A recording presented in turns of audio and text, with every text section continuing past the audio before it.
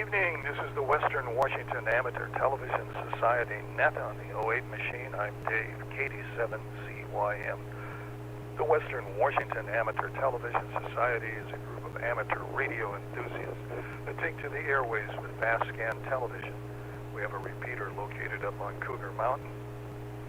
We transmit on 70 centimeters. It's a crossband repeater and spits out images at 1.2 gigahertz. And to find out more about our organization, Google WW7ATS. That's Google WW7ATS. That will take you to our homepage. There you'll find information about our club, the frequencies we transmit on, and also a link to YouTube where we stream our nets held Wednesdays and Saturdays between 8 and 9 o'clock. Also, we'd like to thank the SeaTac Repeater Association for letting us use WW7STR's repeater 147.08 with a tone of 103.5 for Cougar Mountain for our voice transmissions during our nets. So at this point, I'll pause in case anybody has emergency traffic or needs to make a contact on the 08 machine before our net gets fully underway. This is Dave, WW7ATS.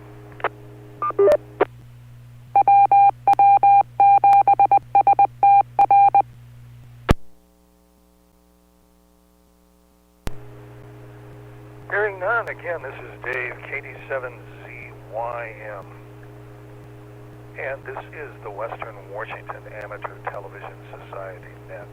So far, signed in by video links at this time is Ron, KD7QKU, Bert, N7CS, Bob, K9PQ, Richard, K7IATX, James, WU7N, and myself, Dave, and I just see that Wade, W7ITL, has signed in.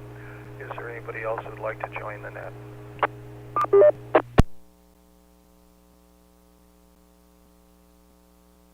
Hearing none, we'll start the net off this evening with Ron, KD7QKU in Tacoma. Okay, well, thank you very much, Dave. Good evening, everyone. Ron here, KD7QKU. Well, let's see. I've really enjoyed the weather lately. It's just been actually really beautiful days, in my opinion. Yesterday, we had more sun in the afternoon than we did today. So yesterday we went over to Gig Harbor. I called my sister-in-law. Well, we went out to Mike's and we kind of talked about it. I was in Goodwill. Actually, I was in Value Village, I guess, and was looking around, and there was a guy there, and started talking to him, and he was larger than I am, and he was trying this Gore-Tex coat on, and he couldn't get it on, so he turned to me and said, "Boy, this is a really nice coat. Would you like to try it on?" I can't get into it, so I said, "Well, no, thanks, really. I have some that I bought previously, and I really don't need another one." So then we started talking, and he said, "Have you ever been to the Gig Harbor Goodwill?" I said, "No." He said, "It's a pretty nice store." So then when we went to Mike's Sunday, I guess it was, I asked Phyllis, "You been there?" "Yeah, no, I've been there. It's a nice store, pretty good store." So okay, so then we got up on Wednesday morning, Tuesday morning, and I said to Joanne, "Let's go to the Goodwill at Gig Harbor." And she said, "Okay." I said, "Let's invite Phyllis and Doug." She said, "Well, I don't know. You can if you want to." So I called Doug. He didn't answer the phone. So then I called the house phone, and Phyllis said he was out watering plants or something. I said, "You want to go to Gig Harbor and have lunch and go to the Goodwill?" Yeah. So we went over there, and we taking the first exit past the way station, went straight down into town, I guess you'd call it. There was Phyllis said it, and Doug both said it's a really nice restaurant right there. So it's right on the water, looking at all the boats. So we went in there and had lunch. We had a really nice lunch. I split a club sandwich with Joanne. They're always so big. and it was probably one of the best club sandwiches I ever had. So that was good. And then I ordered an extra bowl of clam chowder. It came with a side, and Joanne wanted clam chowder, so we could each have clam chowder. Oh, and Richard, by the way, I think, well, I know I did. I fixed my computer. It wasn't exactly how you said, but I found up in the toolbar up on top something I clicked on, and it fixed it. It put it, your new message was on top tonight, so I think I got it. So that was good. So anyway, gee, the lunch was real good, and of course we always have a nice visit with them. So we finally worked our way over to Goodwill, and then it's a pretty nice store. Got lots and lots and lots of stuff in it. One of the things I bought this wireless mouse, and it's got a little chip inside that you plug into your USB port. I paid $3.99 for it. I haven't tried it yet, but it's never had a battery, and I think it's brand new. They actually had another one. Now I'm almost sorry I didn't buy the other one. So I may have to make a trip back. So anyway, after we looked at Goodwill, then we went over and we had an ice cream cone. And we're going to have to go back. It's real easy, and we didn't get to see the whole town. Joanne wanted to go downtown, but they didn't get here till 1 o'clock. So by the time we fooled around, it was 3 o'clock, and then I was ready to go home. I'd walked around enough. I was foot weary. My feet were tired. My ankle's been hurting me a lot lately. So we just had an ice cream cone and then headed home. So we'll have to go back and wander around. It's really pretty.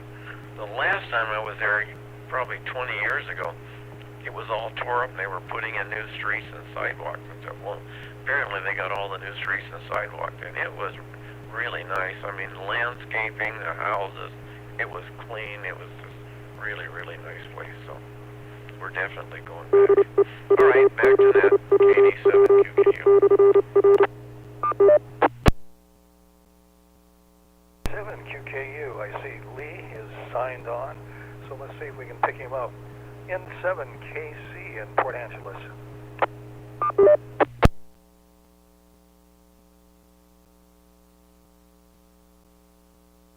N7KC. Okay, I punched the button. Did it work? Oh, good show.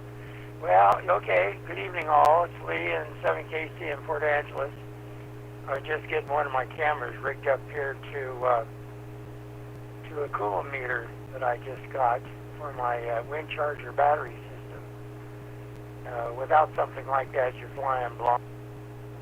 I couldn't tell whether the battery was going up or down or what was going on. So for a mere $34, got this just beautiful little gadget. I guess I got it off of Amazon. It's of Chinese manufacturer, as most things are, but it's nicely done. It works very well. 1%, at least that's what the spec sheet says, 1% readings. You can get volts, amps, ampere hours, or percentage of full charge. $34 or 35, something like that. It's really a deal. Nice.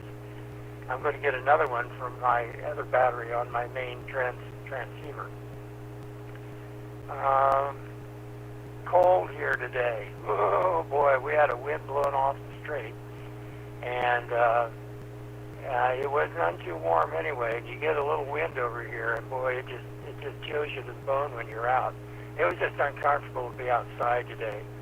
You know, you just had to jacket up like it was winter time, for heaven's sake. What else happened today? I don't know. I was busy all day, but I can't recount what I did. But it was all real important, I'll tell you that. So Richard knows about that. Anyway, and Ron too, I know. Anyway, Bert, it's good to see you back. It's unusual to see you in your shop, you know, unusual. Anyway, and you look good on a ship. Anyway, James, yeah, always a good smile. I love it. And I don't know if Covington Jim is out there or not, but if he is, how do? I sent a note off to Gary, and he didn't answer up, an email note, so I don't know what to make of that. Anyway, so Dave, out of time, back to you. This is 10-7 Steve Lee at Port Angeles.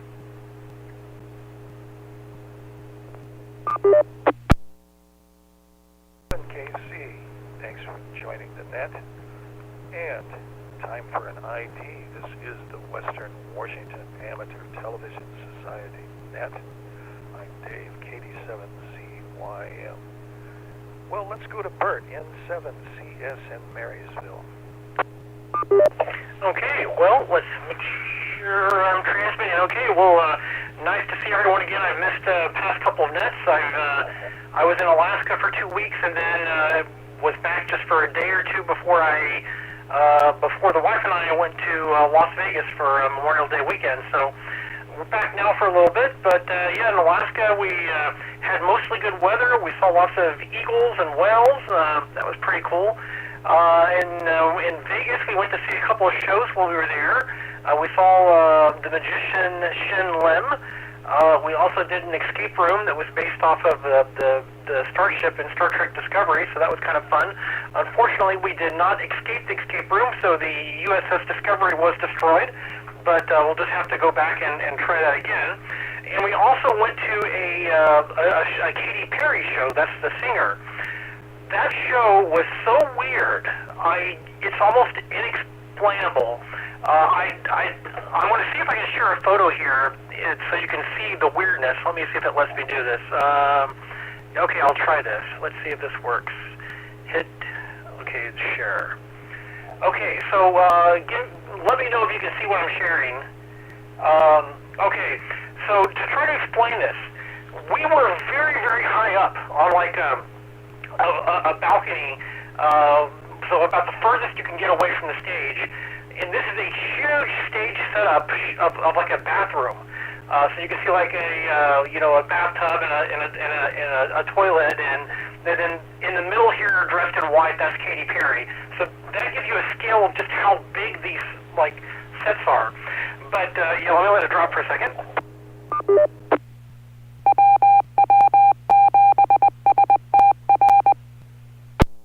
Okay, yeah, but so if your eyes do not deceive you, that thing coming out of the toilet is a puppet of a number 2. I'm trying to use like proper ham radio language and not say anything bad there. But I could not believe what I was seeing. It was the most insane thing, crazy, and it just got crazier from there. But yeah, I thought this was just going to be a show where we go and Katie is going to be singing all her songs, and she did do that, but there was like a whole like stage production and everything too. It was just the strangest thing ever. But anyway, that's probably it for now. This is Bert back in Marysville, N7CS, back to net.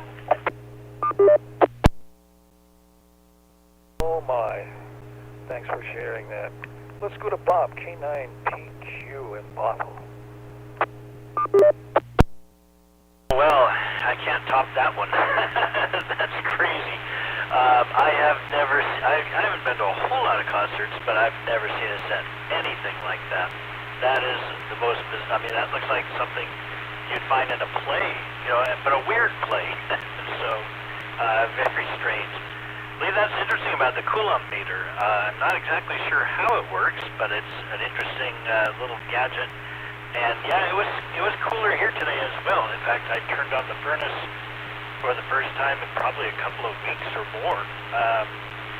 Because it's been warm enough. It's been kind of hanging around near in the low 70s for a high, and with the sunshine, that was enough to warm up my place and keep everything nice and warm. But today was just a little bit cool, and I felt like I would give it a little dose of heat, so that was nice. Bert, I have done play-at-home escape rooms. You can buy them.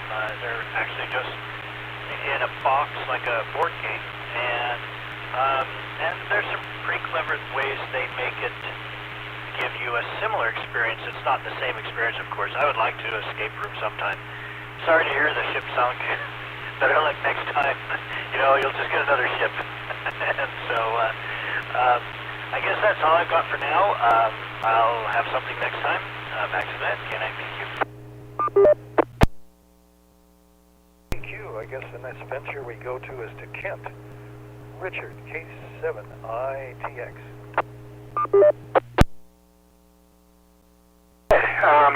I'll just say one thing, Bob.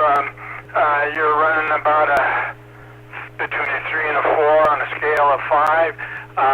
So if you can, if you got a notch where you can turn your power up a little bit, that could get rid of the white noise and get you in a 4 to 5. Anyway, that was just a comment on that. It's no big deal. We heard every bit of everything, every little thing you said, so that was pretty cool. Okay, let's see. Where do we start? Oh yeah, Bert. God dang. I've been to quite a few shows there in Vegas. You know, George Carlin, Bette Midler. Probably one of the weirdest shows I went to was a musical called Menopause. So there are a lot of weird shows there. And wow, what a bargain, Ron, on your wireless mouse. My God, I'm pretty sure, you know, this one right here. You know, you paid $3 or $4. I paid $25. So no, you're quite the bargain hunter. So good for you. And Ron. Oh yeah, right. Yeah, you got to put that in so your computer can find it. So and then probably one thing that you would probably struggle with, Ron, is my next door neighbor. Very, very nice lady. Oh God, you couldn't ask for a nicer neighbor. She's Taiwanese. She's from Taiwan. Brought her kids here, young kids, and they're going to school here. Well, I think their dad is staying in Taiwan, and her mom, and that. So, but they bought the house right next door to us, and it's pretty cool. However, they're letting their grass. They didn't know. They didn't have a lawnmower or anything like that. So a couple times I cut their grass just because it was, turning into a field of, just a giant, like the woods, just a week or two ago, she bought a lawnmower just like mine.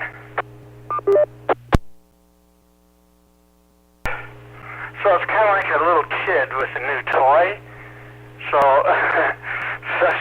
she didn't want to just cut her grass. She wanted to cut ours too. And it wasn't to Debbie's liking. Debbie likes the grass, kind of maybe a little bit longer than most people. Well, Angela, this Chinese neighbor, she had it on as short as it goes. And then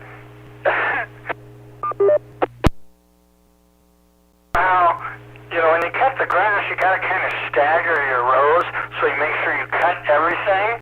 Well, she didn't know to do that, so there's little rows of grass that didn't get cut. So, but it's okay, Debbie didn't, get too hysterical. But probably the weirdest thing was she cut the part that was easiest, where you can go back and forth. But when there's a curved radius area towards the top of our yard by the front steps. Well, that's where she stopped. She didn't know. So, you got all this really short grass, and all of a sudden, boom, it's nice and tall again when you get closer to our garden, the flower bed and stuff. So anyway, I don't know. We spent a lot of money, not a lot, a couple $1,000 to have the grass totally rejuvenated in the front, and it turned out beautiful. And it's not. She didn't ruin it, and it's no big deal to me. In fact, actually, I wouldn't say anything to her. I mean, she's just trying to be really, really nice. Pay us back in a nice way, and it's not like, trust me, it's going to grow back. But the surprising thing to me is Debbie really hasn't complained. So I'm happy about that. There's peace in the neighborhood. K7ITX back to net control. 7ITX. The bottom line, it will always grow back. Let's go to Wade, W7ITL. W7ITL, maybe James can pipe me in on RF.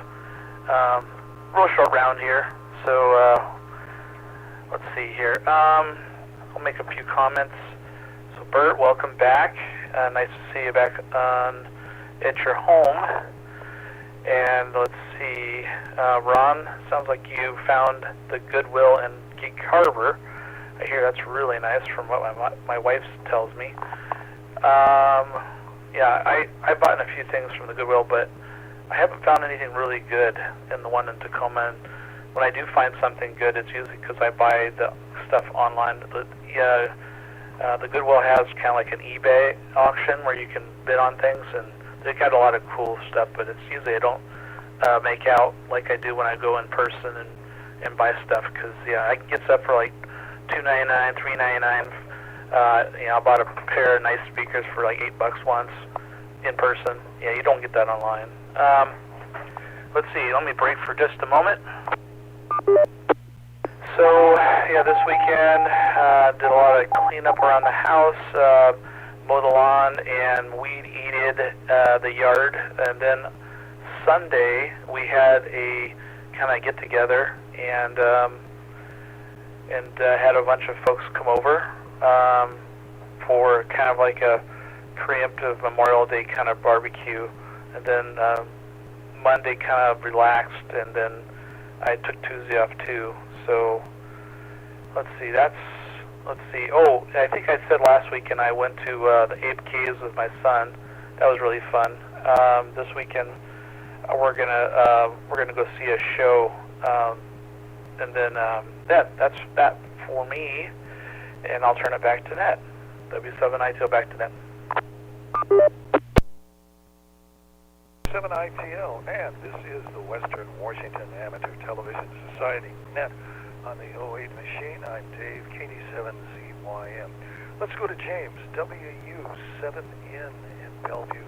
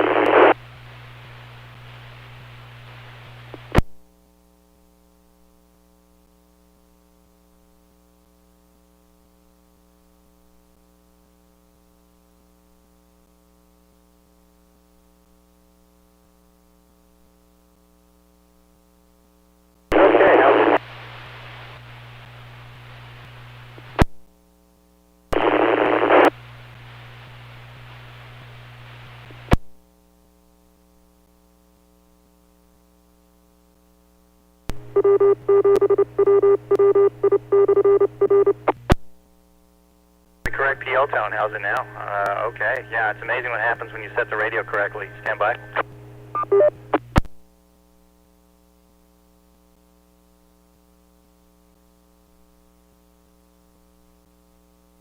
Don't have to put out enough power to cook the neighbor's little dog out back either, so that's a plus too. Well, anyway, here's my favorite grass scene. This is from the movie. Let's see if I can get this to work. Okay, so anyway, what's happening here is the grass is genetically engineered, and it's razor sharp. So if you're trying to walk on the grass, it stabs you. So anyway, I just thought everybody would appreciate that grass scene let me see if I can get it back at the beginning.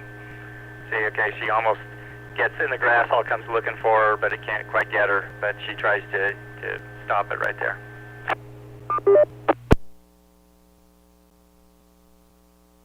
Richard, you know, there's always an improvement. Maybe your wife would like grass that almost stabs you to death if you walk on it. But the other thing about long green grass, I have a friend with critters, and they just love the greenest, longest grass because it is the sweetest. So anyway, that's my grass roots story of the evening. And for Ron, did you get your scope sold? You were trying to sell a telescope earlier. Oh, I see a no there. Okay. Let's see, the other thing I was going to say, Katy Perry. Okay. Question for Bert. All the things sitting on the giant bar of soap, were they supposed to be soap bubbles? Is that what they were? Or, because, I mean, she was in the center, looked like she was in the center. Yeah, I did get the emoji sitting on the edge of the commode there, but I couldn't figure out what all the things sitting around Katy Perry. It does, if you've ever seen some of her other videos on YouTube, it sounds very Katy Perry to me. She's got some like California Girls and some other videos that YouTube. I think you have to actually say you're an adult to see. So they're interesting. Thank you very much for the picture. Let's see. It was cloudy and cooler in northeast Bellevue, and I got out today and did some errands, and I just, in defiance of the weather, still wore cargo shorts, but I had a coat on. So anyway, yeah, it was pretty chilly up here too. Okay, well, next time around, Lee, you've got to explain more how the column meter works.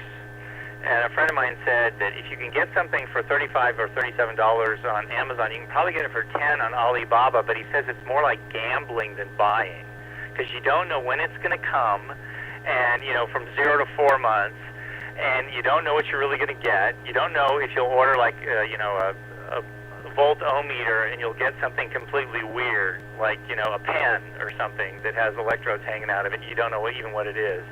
And then, of course, the best part is he recommended if you get into the online gambling buying syndrome, make sure you have a special credit card so suddenly when you're financing a bachelor party in Queenan Province or something, you can put the stop to it right away, because you don't want to use your normal credit card for that. So anyway, I guess it's all a trade-off of how much thrill and adrenaline rush you want to get when you buy something, or you just want to get what you want to get. Anyway, that's it for here. Whiskey Uniform 7 November in Northeast Bellevue. Let me turn it back to our net control, Dave. 7N. Always interesting stuff that you have. So, again, this is Dave, KD7ZYM in Lake City. I got 60 degrees outside, a little bit on the chilly side. Boy, I woke up about 2 o'clock in the morning to the sound of the fan blades on the furnace blowing out warm air. So, I don't know. I've got my thermostat set at 68 degrees, so it toggled that on. And I noticed when I got up, it was like 70 degrees inside the house, so the furnace wasn't running at that time. But anyway, it got the chill off. That's the important thing. And for me, I got out to Costco today. Boy, they must be making a profit. I don't know. It was just wall-to-wall people. At least they certainly have a lot of people that come in and shop at Costco. Long lines at the checkout. Probably about 7 to 8 people on each one of the regular checkout places. They self-service. They had about 5 also, so I don't know. I don't do the self-service, so I go for the full 9 yards of checking out. So anyway, that's when I go shopping at Costco. I did notice that the prices go up. The thing was, I bought some strawberries. I'm going to have to go for a refund. About in the middle of the strawberries, all of a sudden, I noticed there was mold. When I checked it out at the store, I looked at the front of the package and the back of the package, and it seemed to be okay. By the time I got it home, there was fuzzy mold growing in the center of the package. So anyway, they're good at refunding your purchases if something goes amok. So anyway, that was kind of an interesting thing to have happen. And this is Dave, KD7ZYM in Lake City. So we can go back up to the top to Ron, KD7QKU, and I better get another ID in here. This is the Western Washington Amateur Television Society and the 08 machine. Let's go to Ron, KD7QKU. Okay, thanks, Dave. KD7QKU here. Well, I don't know if anybody else noticed, but I noticed Dave has his summer haircut and beard trim. He looks good. He's all sheared up for the summer. It was 48 degrees here this morning. It was kind of cool. So I turned some heat on in the kitchen and the living room, so when my wife came out there, it would be kind of normal, whatever that would be. 8 caves. Yeah, I was hoping that Wade would talk a little bit about it. I've never been in them. I've been down the road where they are. I saw the sign in the entrance. I was never too excited about caves, I guess. Joanne isn't for sure. So we were probably together when we drove by. We drove around Mount Rainier one time, and it came out that road. I don't remember where the road comes out. It goes through Ucold or some of those weird towns over there. Kind of like a hillbilly area. But anyway, so we talked about the 8 caves, and so then I looked up and found the video on them, and it showed the tour, so it was kind of interesting. Anyway, somebody asked about the telescope. Well, I can't remember when I talked to you about the telescope last. I put it on Craigslist, and I did get a call, and the guy lived in University Place. His name is Matt, and he belongs to the Tacoma Astronomical Society. And he was pretty interested in it, except he wanted to convert it to, I think he called it star something. And he wanted me to send him a picture looking down the barrel of the telescope because he wanted to do something to it. But anyway, he was going to research it, and then he was busy this weekend and everything, but he thought it was an awful good price. And I said, well, if you belong to the club and you decide you don't want it, well, maybe you can tell some other people. And he says, oh, yeah, no, I know a couple of guys right now that might be interested. So I got my fingers crossed that one of these days it's going to be sitting in someone else's living room. So we'll see what happens. My wife's got her fingers crossed, too. So let's see. Well, Dave was talking about strawberries. So when I was over at Winco, I bought some strawberries. I think they were the normal size container, and they were like $1.98 a container. Thought that was pretty cheap. So I bought them, brought them home.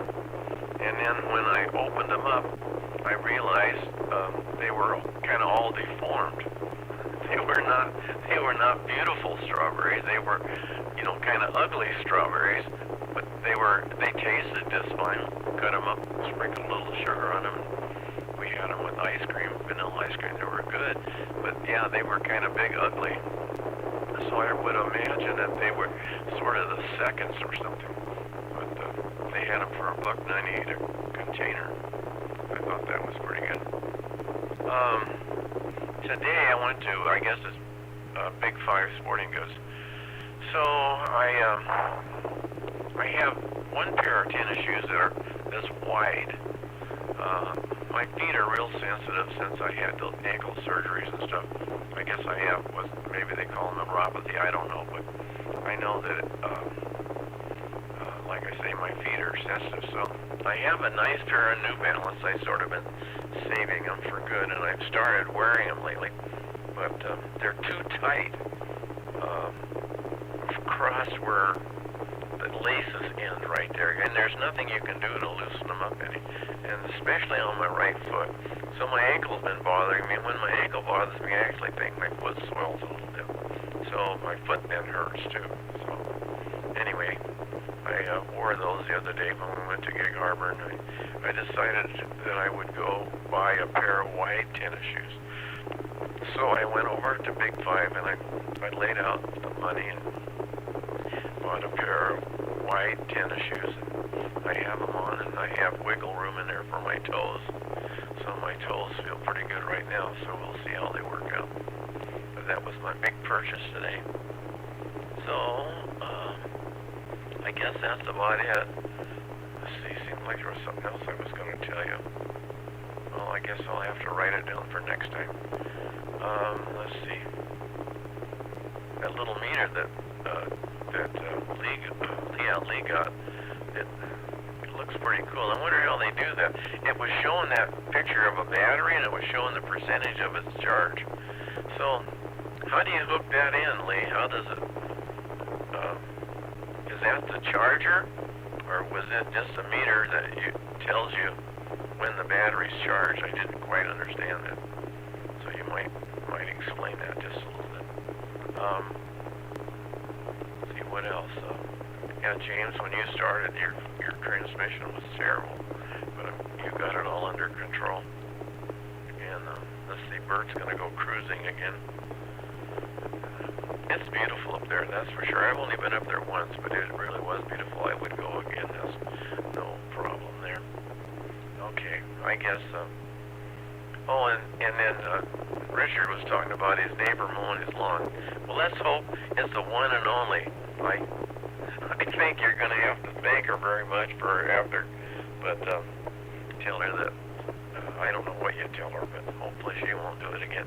I'm assuming that you fired up your lawnmower and went out and kind of evened it up and got it. No, you didn't? Oh. Well, I think I would. And be careful if it's cut so short. If it gets hot, you know, it'll almost kill it. You cut all the green off of it. I would be tempted maybe to water it a little bit or something. Yeah. So Richard is kind of nodding affirmative. Yeah, you cut too much green off, and they have a tendency to kind of turn brown if you're not careful. All right, I guess that's it. Always enjoy hear what everyone else has to say. Even though I can't remember it, I don't write it down. So back to net, KD7QKU.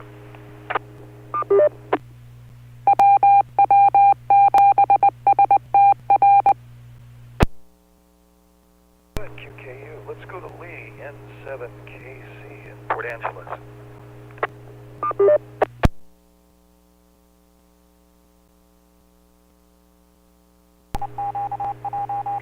Okay, Lee again.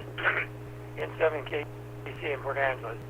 Well, I lost. I didn't hear the last minute or so of what Ron was talking about. Maybe a minute and a half.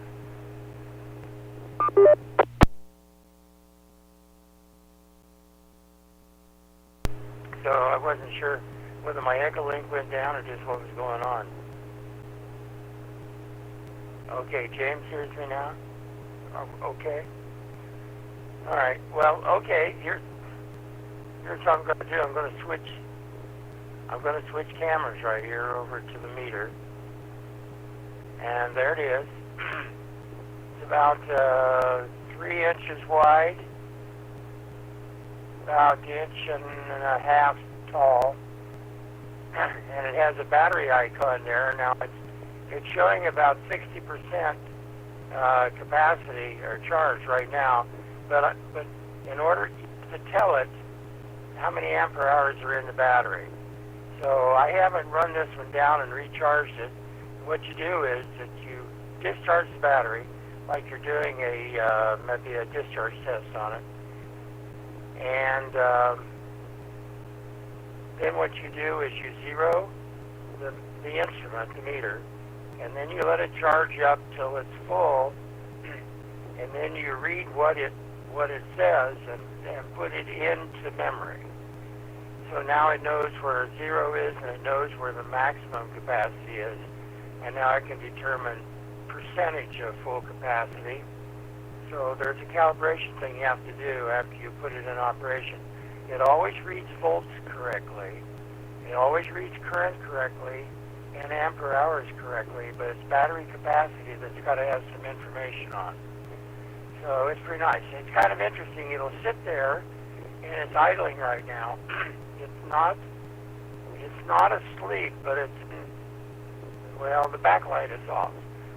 Now, if a gust of wind comes along, and the wind generator charger puts out voltage that's bigger than the battery that it's charging, then all of a sudden that thing jumps to life, and the charging icon shows that it's charging and all that sort of stuff. So you get a pulsating green light when it's doing work. Otherwise, it goes to sleep, and then it's got another state, which, and when it's asleep, it's drawing 10 milliamperes right now. The keep alive current is 10 milliamperes, and when it goes to in dormant, it's only like 12 microamperes, something like that. So this would discharge a lead acid battery to the tune of 7.2 ampere hours per month, if you want to multiply it out. So that's not a very big penalty, and normally you would have wind and charging it and overcome all that sort of, it's a loss, if you please, a 10 milliampere loss. And it counts, it watches current going either direction, and it either adds or subtracts to the count. So it's actually measuring coulombs and converting that into, coulomb, 6 times 10 to the 18th electrons make a coulomb, something like that. And so it counts electrons and adds or subtracts them, and then the net is what's left in the battery. Yeah, it's a great net. Okay, I'm done. Back to you, Dave. This is N7KC, Leon Port Angeles. I hope I didn't time it out. N7KC, thanks for that. It's a very interesting looking device. And get an ID in here again. This is the Western Washington Amateur Television Society net, the 08 machine. Well, let's go to Bert, N7CS. Okay, well, hello again. Let's see, a couple things. Oh yeah, Lee, you had mentioned you had sent an email to Gary, just to check in on them or whatever. I also sent Gary an email maybe about probably a month ago, a little bit more than a month ago. I was wanting to know if he had watched that Star Trek Picard series that recently ended, and wanted his thoughts on that, but never heard anything back. I didn't try calling him or anything, but yeah, he didn't respond to the email I sent a month ago. Let's see, what else is going on? Oh, on Friday I'm going to meet up with Bob at his house to work with him on that ATV presentation that we're going to be doing for the Micro Hams meetup. So that's something happening Friday. Let's see. Oh, Wade, just some feedback on your RF signal. I'm sure you saw it on the return, but on the YouTube video, it was pretty scratchy. I was just seeing black and white on that. A little color would flicker in from time to time, but it wasn't as good as what I've seen in the past come out of your setup there. And yeah, James, I don't know what those backup dancers were supposed to be dressed as on that photo I shared earlier.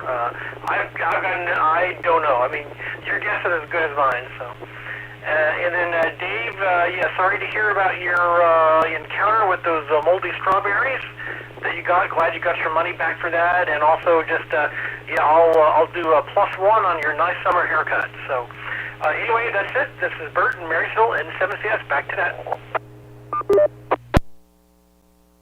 Yes, let's go to Bob, K9PQ in Bothell Land. Well, first of all, thanks to Richard on my signal. How is this power level? Is this working out better? Okay, great. I get a thumbs up from Richard. Thank you, Richard. Let's see. James, good on you finding that PL tone. That'll get you for sure. I'm surprised you got in at all. Good for you. Well, I have some sobering news here. The charter company that I used in Alaska 2 weeks ago, or a week and a half ago, they had one of their fishing boats get swamped, and no one has survived that they know of. There was one person found by the boat, and the other 4 have not been found, including the captain. This happened Sunday evening, and the only way they knew about it was that the boat didn't come in.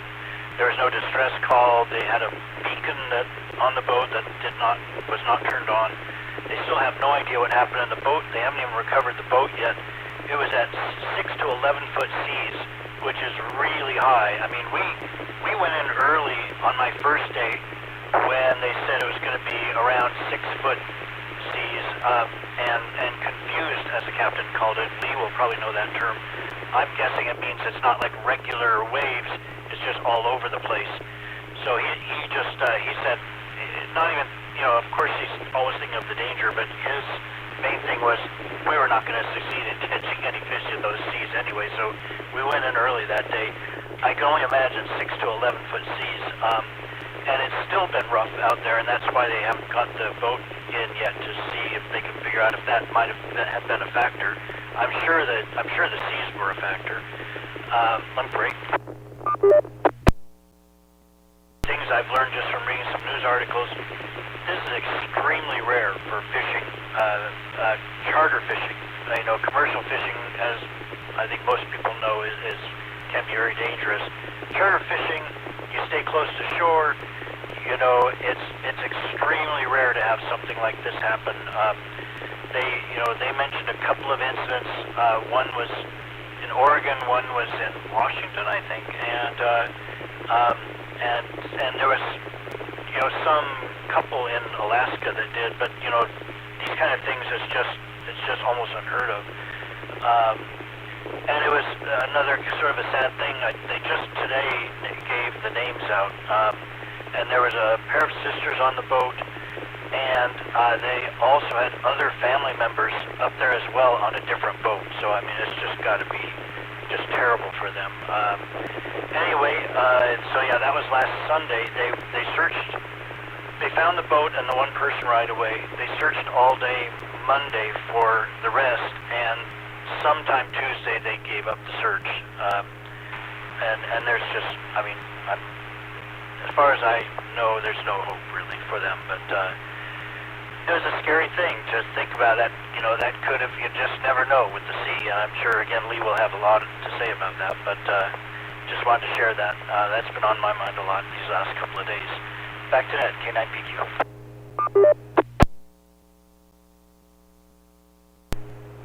K9PQ. Let's go to Richard, K7ATS. Bob, that is very, very sobering. Gosh, I've been fishing out, I think, 11 miles off the coast of Washington, but, I'm sure we knew the weather forecast. Well, this was, 30, 40 years ago, so, we didn't have big. I've been in 6-foot seas in my 17-foot runabout, and that was right off of Alki. Or between Alki and Blake Island. That was no fun. Speaking of sobering, I had a reasonably good friend or a good acquaintance. Our moderator, our support group leader for the Greater Seattle Pulmonary Fibrosis what do we call it? Greater Seattle Pulmonary Fibrosis Foundation. Anyway, we have a support group meeting every month, and anyway, this one of the leaders, it really was helpful. It kind of counseled me along, and we had a meeting coming up Tuesday of this week, and so a week ago today, I gave him a call about our meeting, but I'll be darned, he was somewhere in Asia, for crying out loud. And he sounded terrible. Normally this guy sounds strong as an ox, but it was just awful. And how he sounded, coughing and a short of breath. And I didn't think too much of it, and said goodbye. And then, he said it was a beautiful place. So, but then come Tuesday morning before our meeting, I got an email that he had passed away. He died over there. It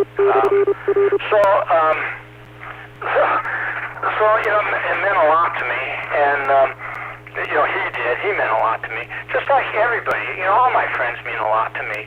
And I have 2 or 3 sentences here that actually it's kind of generic. I could put anybody's name here, really, sometimes when you think about these things. And how about he had clearly taken care of personal elements that enabled him to be fully satisfied with his lifelong experiences. Now, I'd love to say that about all of us. Now, I'm not talking about Bob, our friend Bob, but the guy's name is Bob. I also wrote, Bob did not fear death and told me that he would embrace it when it was time for him to leave this earth. So, I hope you guys could say that about me. Quite honest. And then, last but not least, he leaves all of us with an example of how we can continue to help others as we journey through our life, in this case, with pulmonary fibrosis. So anyway, I just thought that'd be interesting to share that with you.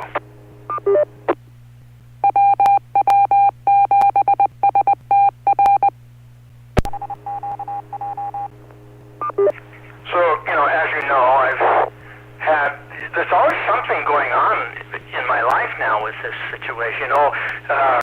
Was 2 weeks ago, is the lady stuck in the parking garage with her niece's lifted truck scraping the edge of the concrete. I don't know how, I helped her. And then, of course, last week I told you guys all about the donor walk. That was incredible. And now this. So I'll have to, like I say, this is a template. If anybody wants to borrow it, let me know.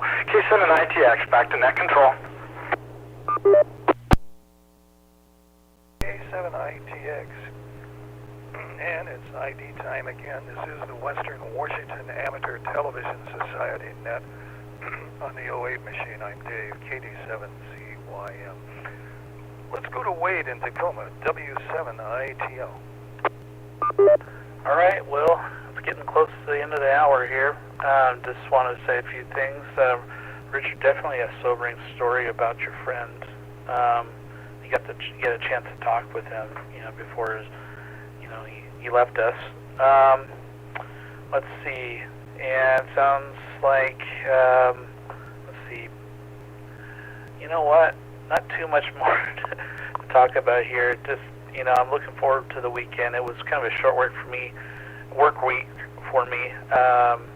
And just kind of FYI, I'm still working on kind of some of my little electric projects. I've been doing a lot of surface board repairs on some of my retro gaming stuff, and it's been fun.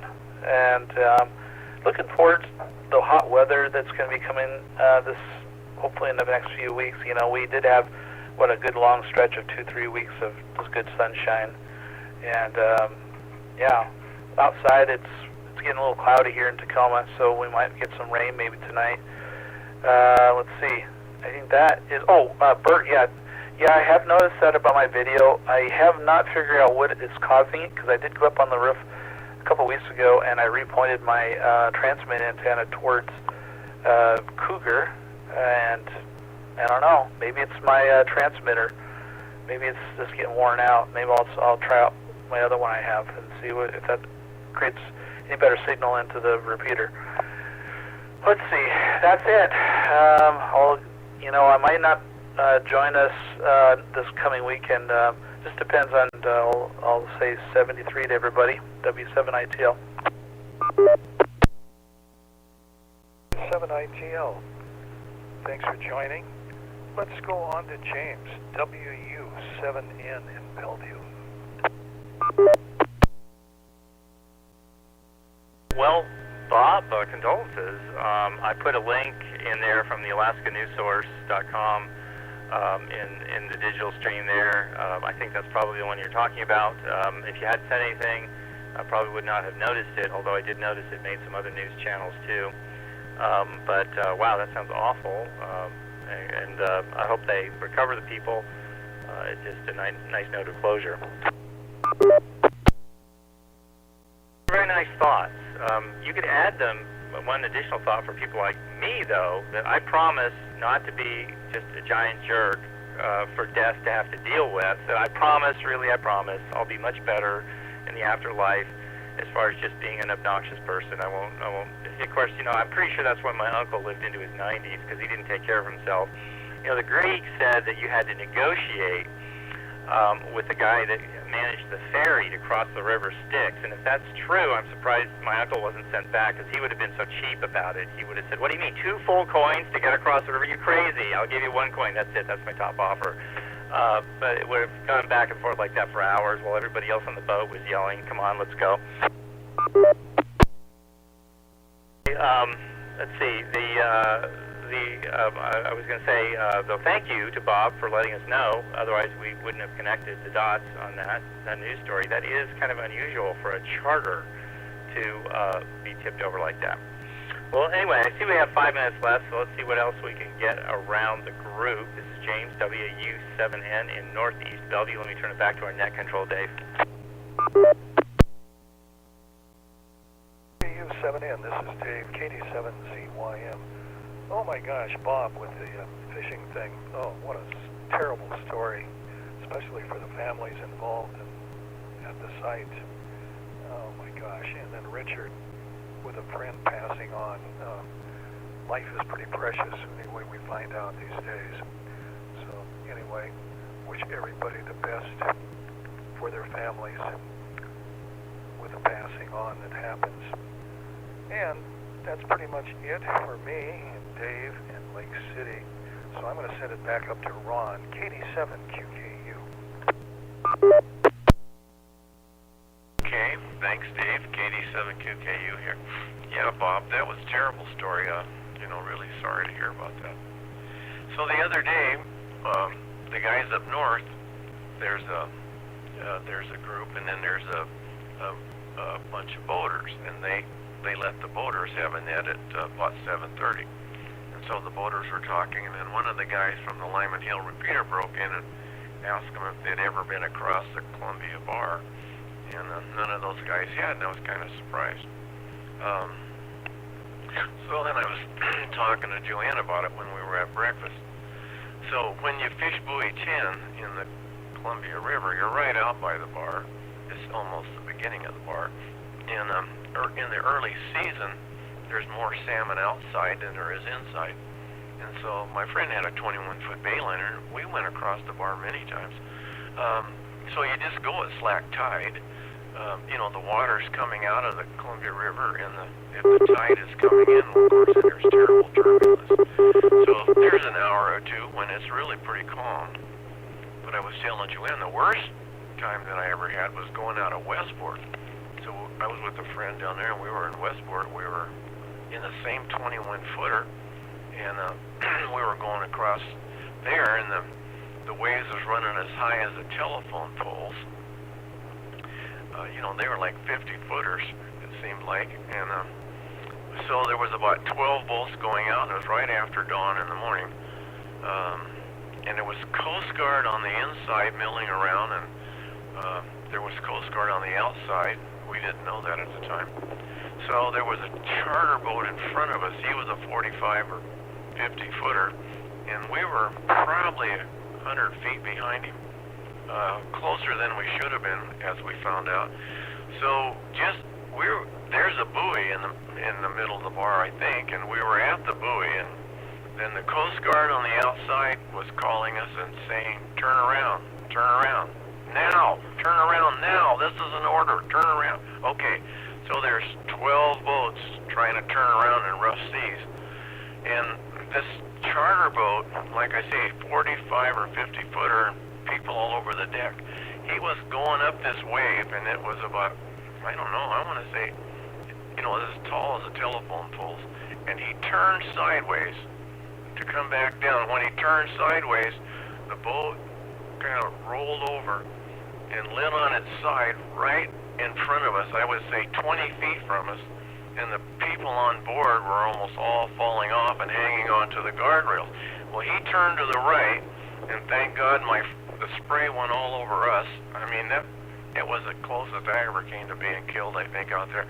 And we turned to the left, and Gaylord was a gutsy guy. He's 20 years older than I am, but he put the pedal to the metal, and we shot up the wave at an angle, and then we broke out on top, and then he turned left and came back down, and then we all went over there by the jetty and hung out and waited the Coast Guard wanted us to wait an hour. So then the Coast Guard boat came over to us and wanted to know if we were all right. And my friend Gaylord was madder than hell.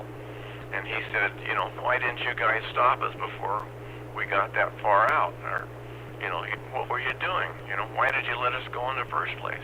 You know, did any of those people get killed on the charter boat? Well, the guy didn't know, but I don't think they did. I think they just got wet. But yeah, that was the closest I ever came, and that was on the Westport, or coming in, you know, in there to Aberdeen between Ocean Shores and Westport. So there must have been a storm at sea or something blowing in those heavy seas, and then I don't know what was going on, but it was the worst I'd ever seen it.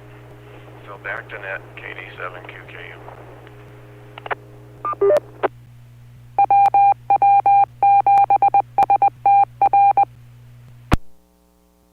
QKU, thanks for that. This is Dave, KD7CYM, and it's time to wrap up the net for the Western Washington Amateur Television Society crew. So we'd like to thank the SeaTac Repeater Association for letting us use WW7STR's repeater 147.08 for our voice transmissions for our nets. So on behalf of the Western Washington Amateur Television Society, this is Dave signing off the net at 9:01. Good evening all. Again, this is Dave, KD7